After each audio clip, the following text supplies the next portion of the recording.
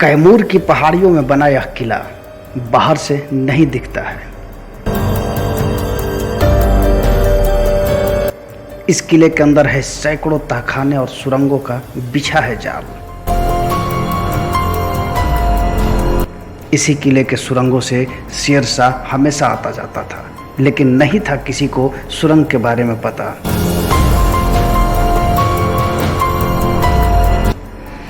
बिहार के रोहतास में कैमूर की पहाड़ियों में भारतीय शासक शेरशाह सूरी का किला है, जिसे शेरगढ़ का किला कहा जाता है, जहां पर सरकार की नजरें इनायत नहीं हुई। इसके कारण यह किला संरक्षण के अभाव में अपने अस्तित्व की जंग लड़ रहा है।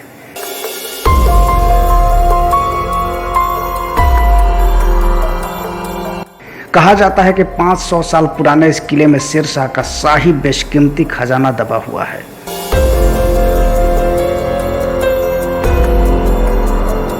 आज तक इस खजाने के बारे में किसी को पता नहीं चल पाया।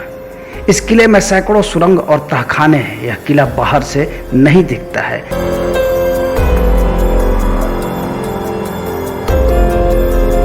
यह किला है, इसे सुरक्षा के दृष्टिकोण से बनवाया गया था। इस किले के तहखाने इतने बड़े हैं कि इनमें एक साथ 10,000 लोग आ सकते हैं।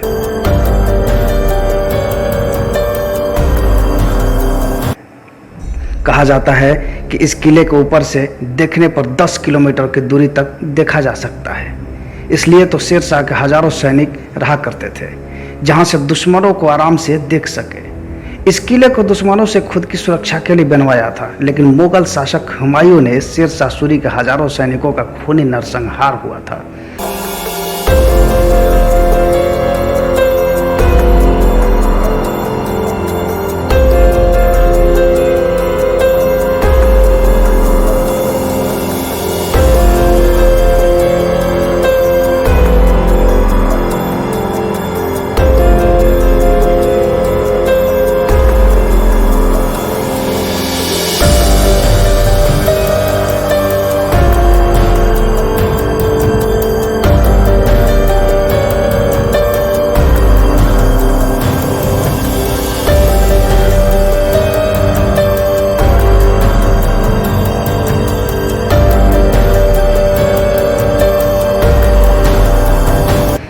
क्योंकि इस किले में सैकड़ों सुरंगें हैं, लेकिन सुरंगों के रास्ते के बारे में शेरशाह व उनके कुछ खास लोगों को ही इसके रास्ते के बारे में जानकारी था।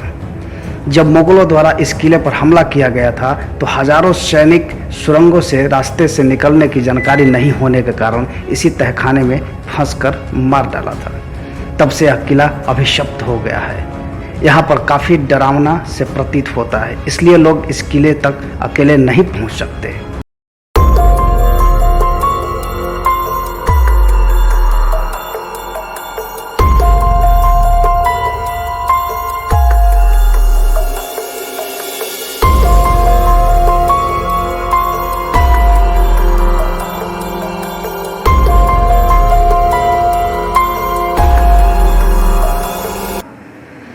इस किले का इतिहास के बारे में कहीं ठोस प्रमाण नहीं मिल पाता है। इतिहासकारों द्वारा समय समय पर कई बातें कहीं किले के बारे में कही गई है। कुछ इतिहासकारों का कहना है कि इस किले पर पहले राजपूत राजा शाहबाद का राज था।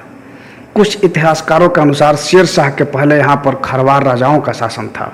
खरवार राजा गजपति सिंह ने शेरशाह के अच्छे मित्र होने के कारण इस किले को तोहफे में दिया था।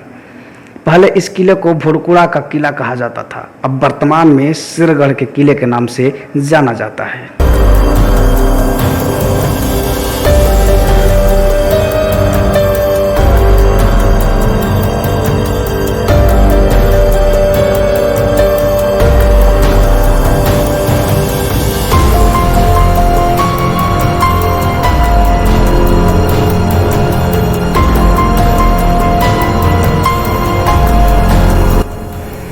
ऐसा भी कहा जाता है कि रोहतास किले पर कब्जा करने के बाद शेरशाह इस किले पर नजर पड़ी और इसे भी शेरशाह ने अपने अधीन कर लिया था। इसे नवाबगढ़ भी कहा जाता था। इस किले पर 1540 से 1545 के बीच शेरशाह का शासन रहा। 1576 में इस किले पर मुगलों ने हमला करने व हजारों सैनिकों के नरसंहार के बाद किला मुगलों के हाथों में चला गया।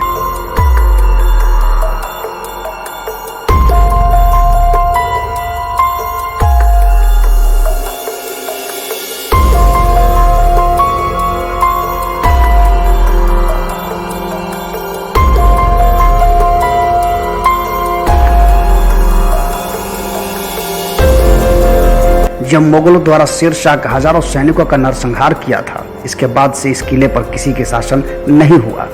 बाद में यह किला अभिशप्त और परित्यक्त हो गया। दुश्मनों से सुरक्षा के लिए बनाया गया था यह किला। आपको बता दें कि बिहार के सासाराम में कैमूर की पहाड़ियों में बना मौजूद शेरगढ़ का किला इस तरह बनाया गया है कि बाहर से किसी को नहीं दिखाई देता है। यह चारों तरफ से ऊंची दीवारों से घिरा है। इस किले के दक्षिण में यानी इस किले के पीछे में दुर्गावती नदी और वर्तमान में दुर्गावती जलाशय है। बाकी तरफ से यह जंगलों से घिरा हुआ है। यहाँ सुरंगों का जाल बिछा है।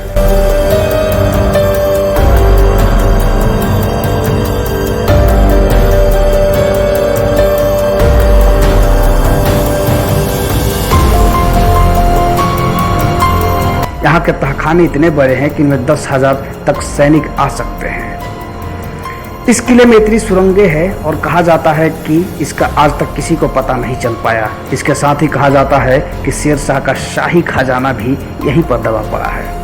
शेर शाह और उसके खास लोगों को ही उस खजाने के बारे में जानकारी था, लेकिन आज तक इस सुरंगों और खजानों के बारे में किसी को पता नहीं चला, जो आज भी रहस्य और राज बनकर रह गया है।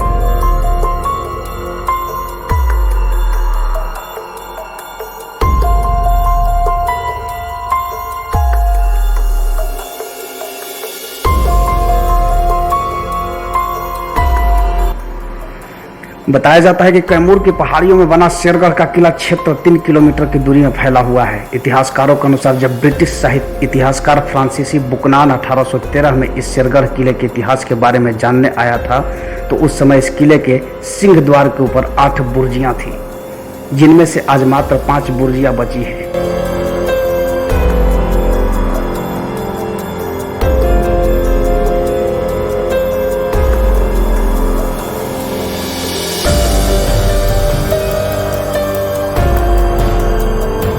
इस किले के सिंह द्वार से दक्षिण की ओर रास्ता जाता है, जो मुख्य महल की ओर जाता है।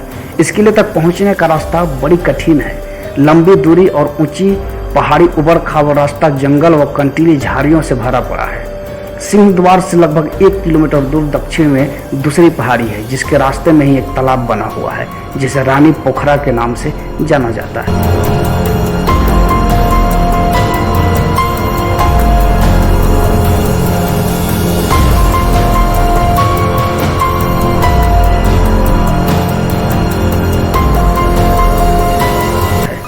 अब वह भी ध्वस्त हो चुका है, उसका अवशेष बचा है।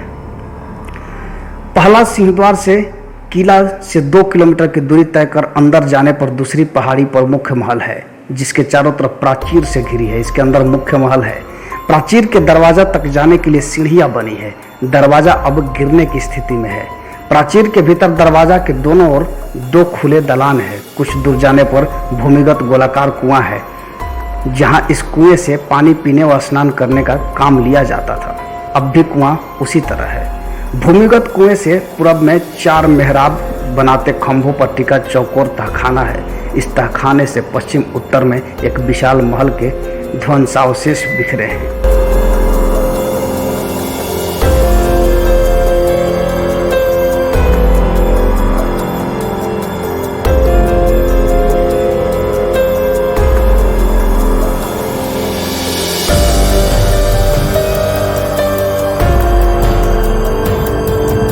इसे बड़े बड़े पेड़ झाड़ियां उगाई है।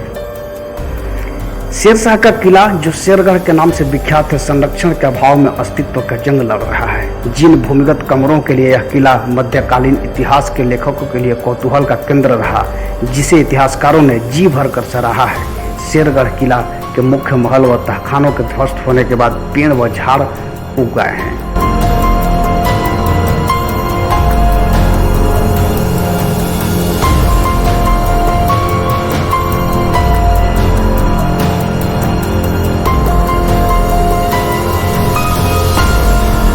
इतिहासकार और अनुपम कलाकृति वाला किला दिनों दिन अपनी संरक्षण के अभाव में बदहाली पर आंसू बहा रहा है। अगर सरकार और पुरातत्व विभाग द्वारा इस किले पर अभी ध्यान नहीं दिया गया तो जमींदोज होकर रह जाएगा।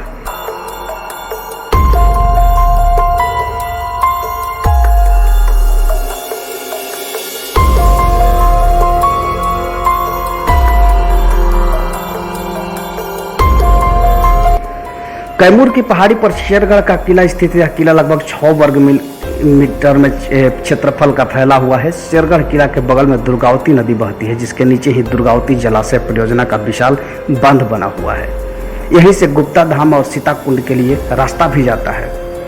पर्यटन की यहाँ पर अपार संभावनाएं हैं। फिर भी इस महत्वपूर्ण धरोहर के रख रखाव का जिम्मा न तो केंद्र सरकार के पुरातत्व विभाग के पास है, न ही राज्य सरकार के पास।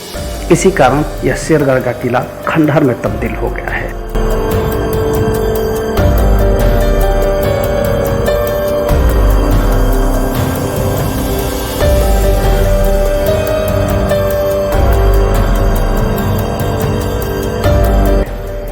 हिंदी के प्रसिद्ध उपन्यासकार देवकी नंदन खत्री ने इस किले में चंद्रकांता के संतति की काल्पनिक कहानियों का वर्णन किया है, जिसमें चंद्रकांता के अय्यारियां व तिलिस्म की चर्चा है, जिसमें बादलगढ़ के किले, सुरंगों व तहखानों की कहानियों को ताना बाना बुना गया है।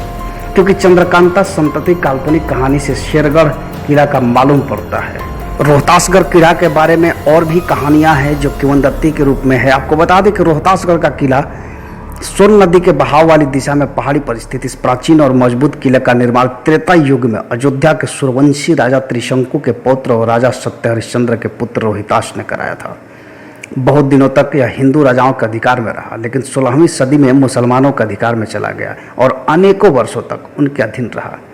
इतिहासकारों की माने तो किले के चारदीवारी का निर्माण शेर शाह ने सुरक्षा के दृष्टिकोण से कराया था, ताकि कोई किला पर हमला न कर सके।